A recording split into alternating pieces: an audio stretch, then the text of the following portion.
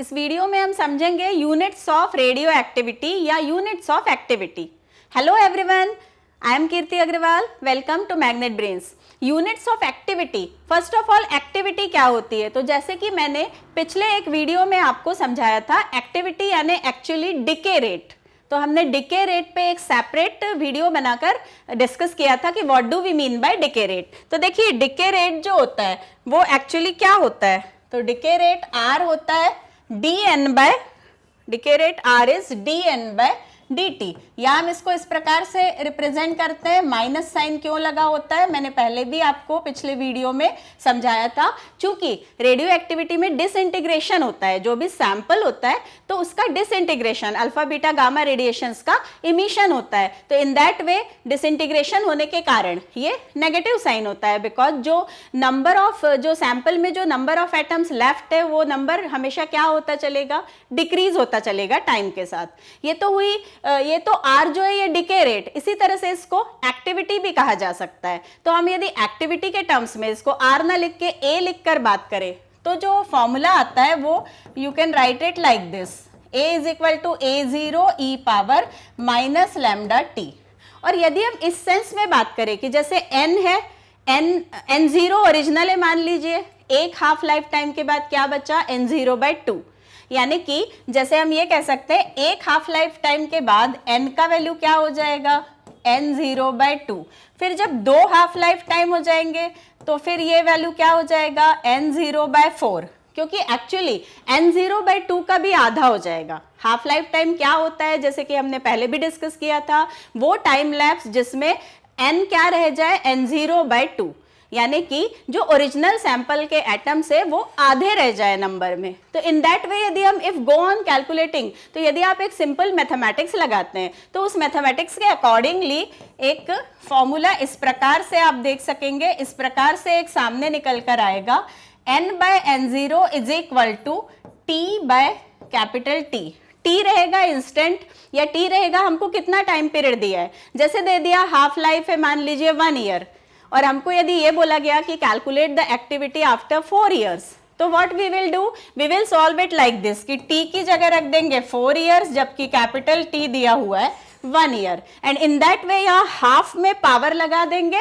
कई बार आप देखना क्वेश्चंस में ये जो T/T है, तो इस T/T को स्मॉल n लिख दिया जाता है और बहुत शॉर्ट ये फॉर्मूला बना दिया जाता है, n/n0 is equal to half power small n। तो ये एक मैंने हिंट दी है, कुछ न्यूमेरिकल प्रॉब्लम्स हम अगले वीडियोस में इस फॉर्मूले पर बेस सॉल्व करेंगे, तो आपको बहुत अच्छी तरह से समझ में आएगा कि न्यूमेरिकल प्रॉब्लम्स में ये फॉर्मूला किस प्रकार से एप्लीकेबल है। यहाँ पर कहने की बात ये इसलिए रिवाइज करने की बात आई बिकॉज ऑफ, हमने इसको यदि एक्टिविटी कहा है तो एक्टिविटी का हम फॉर्मूला इस प्रकार से भी लिख सकते हैं, और सिमिलरली ये A/A0 इसको भी लिखा जा सकता है half power n, where what is n? n is T/T, and T जो गिवन टाइम रहेगा, जबकि कैपिटल T क्या रहेगा? Half life.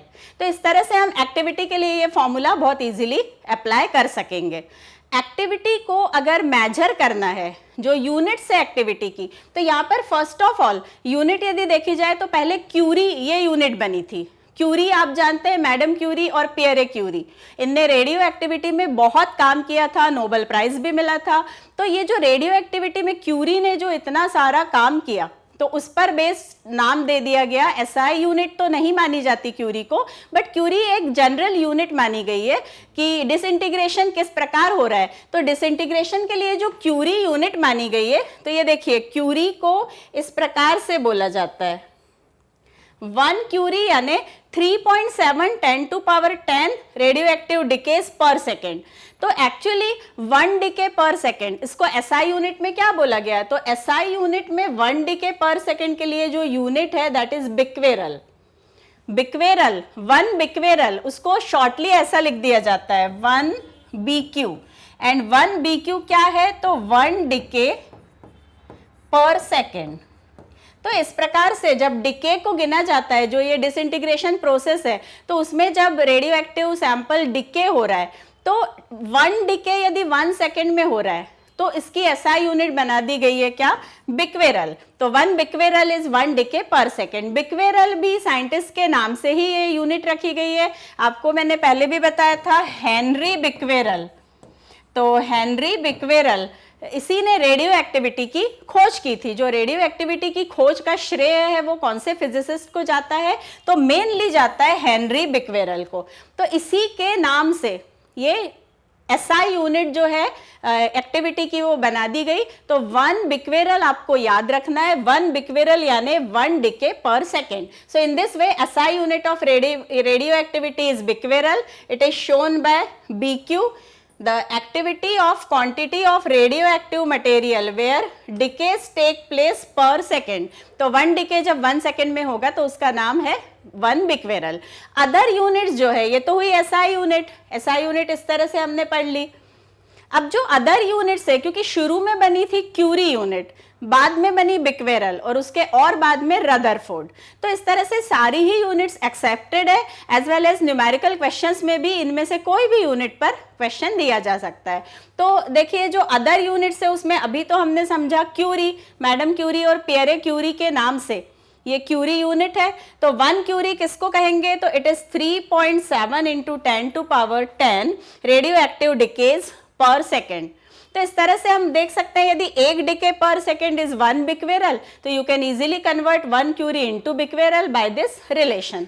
सिमिलरली ये अभी यहाँ लिख भी रखा है, 1 becquerel is 1 radioactive decay, तो वो किसके बराबर होगा, तो क्यूरी में इस तरह से उसको कैलकुलेट या कन्वर्ट, यूनिट कन्वर्ट की जा सकती है। सिमिलरली जो रदरफोर्ड है, it is equivalent to 2.7 10⁻⁵ curie, and this was Rutherford ने ये जो यूनिट इंट्रोड्यूस की, इट इज इन 1946। जबकि आपको याद है कि 1946 से काफी पहले ही बिक्वेरल ने ये रेडियो एक्टिविटी की खोज कर दी थी और यूनिट भी बिक्वेरल के नाम पे दे दी गई थी। और रदरफोर्ड जो ये है, इसका हम ये इस तरह से रिलेशन ले सकते हैं कि 1 रदरफोर्ड जो ये यूनिट है एक्टिविटी की, तो इट इज ऑलमोस्ट 10⁻⁶ डिकेज पर सेकेंड, ये गिना जाता है 1 रदरफोर्ड। तो इस तरह से हम इसको रदरफोर्ड को भी बिक्वेरल में बहुत इजीली कन्वर्ट कर सकते हैं, बिकॉज 1 डिके पर second is 1 becquerel, so 1 Rutherford is 10⁻⁶ becquerel. तो in that way also you can convert the units very easily.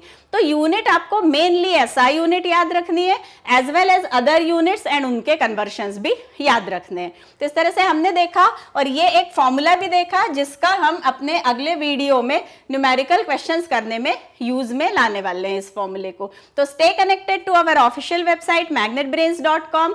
इस वेबसाइट पर आपको क्लास 4 से लेके क्लास 12 तक सभी क्लासेस के वीडियोस और नोट्स वेरी इजीली अवेलेबल हो जाएंगे, that is also in a very organized manner and free of cost. तो all the best, work hard, thank you.